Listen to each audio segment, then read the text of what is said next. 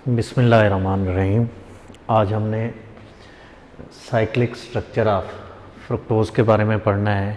इससे पहले हम साइक्लिक स्ट्रक्चर ऑफ ग्लूकोज का पढ़ चुके हैं।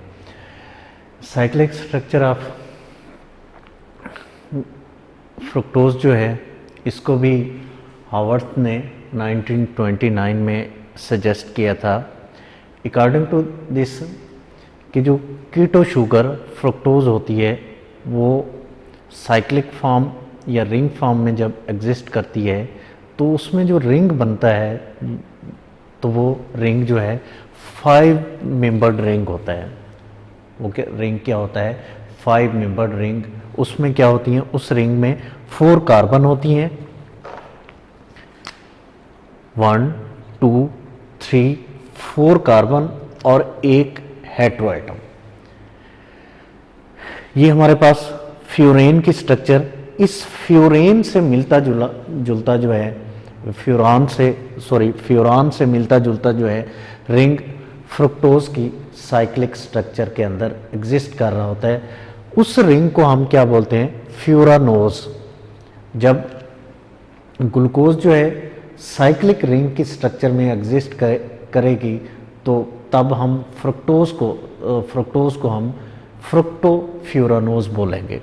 इसमें भी वही होता है। सबसे पहले हमारे पास जो फंक्शनल ग्रुप वाली कार्बन होती है, ठीक है, ये हमारे पास जो कार्बन नंबर 2 है ये फंक्शनल ग्रुप वाली कार्बन है। ये क्या हो जाती है? इसके साथ कार्बन नंबर 5 पे जो हाइड्रॉक्सिल ग्रुप है, अल्कोहलिक ग्रुप, वो क्या करता है? रिएक्ट करता है और इसको कन्वर्ट कर देता है हेमीकीटाल के अंदर। Cyclization via intramolecular hemiketal formation. इसमें होता क्या है? कार्बन नंबर 2 जो है, जैसे ही इसमें क्या होगी? साइक्लाइजेशन होगी और कार्बन नंबर 2 हेमीकीटाल में कन्वर्ट होगी, तो इस कार्बन नंबर 2 को या फंक्शनल ग्रुप वाली कार्बन जो है इसको हम क्या कहेंगे? Anomeric carbon. ये कार्बन हमारे पास क्या कहलाएगी? एनोमेरिक कार्बन कहलाएगी। एल्डो शुगर के केस में फंक्शनल ग्रुप वाली कार्बन हमेशा कार्बन नंबर 1 होती है और कीटो शुगर के केस में जो फंक्शनल ग्रुप वाली कार्बन होती है वो हमेशा कार्बन नंबर 2 होती है। नेक्स्ट स्टेप में क्या होता है कि जो ग्रुप्स लीनियर फॉर्म में हमारे पास राइट या लेफ्ट साइड पे एग्जिस्ट कर रहे होते थे, एक्सेप्ट कार्बन नंबर 1 2 और 6 के, इनके अलावा जो भी ग्रुप्स हैं जो राइट साइड पे हैं वो डाउन द रिंग चले जाएंगे और जो लेफ्ट साइड पे हैं वो अप अपॉन द रिंग के ऊपर, जब ये साइक्लिक फॉर्म में कन्वर्ट होगी, ये वाले ग्रुप रिंग के इबव होंगे। इसको ड्रा करने का तरीका, इसको हमने क्या करना है? 90 के एंगल पे क्या कर देना है? रोटेट कर देना है। 90 के एंगल पे रोटेट जब करेंगे तो फिर क्या होगा? जो राइट साइड वाले रिंग थे वो डाउन आ जाएंगे, डाउन द प्लेन आ जाएंगे, और जो अप साइड द ग्रुप मौजूद हैं, ठीक है, वो अबव द प्लेन आ जाएंगे। ठीक है, उसमें कार्बन नंबर 1 2 और 6 इस रूल से क्या होंगे? एक्सेप्शनल होंगे। उसके बाद ये जो कार्बन कार्बन के दरमियान बॉन्ड्स मौजूद हैं ये क्या होते हैं? फ्लेक्सिबल होते हैं। ये क्या चेंज हो सकते हैं? इनमें क्या होती है? फ्लेक्सिबिलिटी होती है। फर्स्ट वन हमने क्या करना है? कार्बन नंबर 3 और 4 के दरमियान जो है इस बॉन्ड को हमने क्या कर लेना है? ड्रा कर लेना है। उसके बाद कार्बन नंबर 3 और 2 के दरमियान, और फिर कार्बन नंबर 2 और 1 के दरमियान। इसी तरह कार्बन नंबर 4 और 5 और फिर 5 और 6 के दरमियान, कार्बन के दरमियान बॉन्ड ड्रा कर लेना है, और उसके साथ जो ग्रुप्स लगे हुए हैं, यहाँ पे जो ग्रुप्स लगे हैं उनको हमने क्या करना है? लगा देना है। फिर ये रिजल्टेंट स्ट्रक्चर हमारे पास आ जाएगी। उसके बाद कार्बन नंबर 5 पे जो ग्रुप्स हैं और 6 पे, इनको हमने एक दफा एंटी क्लॉकवाइज क्या करने हैं? एंटी क्लॉकवाइज रोटेट करना है। जैसे एंटी क्लॉकवाइज रोटेट करेंगे ये वाला हाइड्रोक्सिल ग्रुप यहाँ आ जाएगा, प्राइमरी अल्कोहल यहाँ आ जाएगा और ये हाइड्रोजन यहाँ आ जाएगा और उसके नतीजे में ये वाली रिजल्टेंट स्ट्रक्चर बन जाएगी।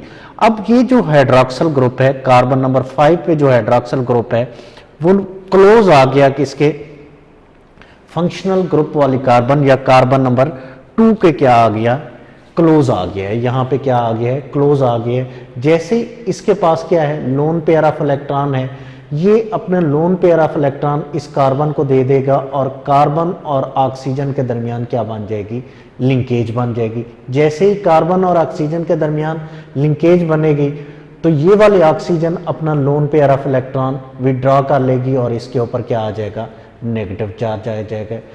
यहाँ ये वाली ऑक्सीजन जब इस कार्बन के दरमियान लिंकेज बनाएगी तो हाइड्रोजन यहाँ से क्या हो जाएगा, रिमूव हो जाएगा और इसके ऊपर क्या आ जाएगा, पॉजिटिव चार्ज। ये वाली हाइड्रोजन जिसके ऊपर पॉजिटिव चार्ज और ये वाली ऑक्सीजन जिसके ऊपर नेगेटिव चार्ज है, ये आपस में लिंकेज बना लेंगे in the form of hydroxyl group. उसके बाद ये हमारे पास